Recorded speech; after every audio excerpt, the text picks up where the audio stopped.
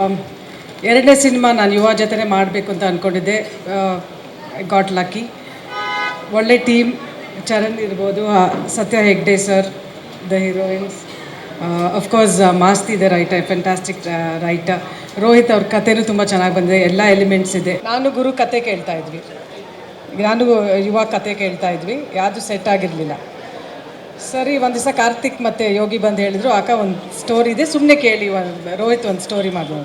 ತುಂಬ ಚೆನ್ನಾಗಿತ್ತು. ಆಮೇಲೆ ಹಾಗೆ ಡಿಸ್ಕಷನ್ ಮಾಡಿದ್ವಿ. ಜಯಣ್ಣ ಸರು ಕೇಳ್ತಾ ಇದ್ದ, 3 ಪ್ರೊಡಕ್ಷನ್ ಹೌಸು ಕೇಳಿದ್ವಿ. ನಾನು ಹೇಳಿದೆ, why don't we do it together ಅಂತ. ಸೊ ನಾನೇ ಡಿಸಿಷನ್ ತೊಗೊಂಡು ಅವರು ಓಕೆ ಅಂದರು. ಸೊ ಕತೆ ವಿಚಾರದಲ್ಲಿ ಎಷ್ಟು ಕಾಡಿದೆ ಸಿನಿಮಾ ಅಂತ, ಕತೆ ವಿಚಾರದಲ್ಲಿ ಎಷ್ಟು ಕಾಡಿದೆ ಕತೆ ಅಂತ, ಸ್ಕ್ರೀನ್ ಪ್ಲೇ ಆಗಲಿ ಇದು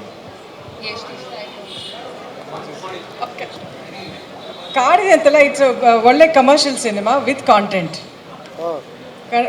ಕಥೆನೂ ಇದೆ, ಕಮರ್ಷಿಯಲ್ ಆಸ್ಪೆಕ್ಟು ಇದೆ.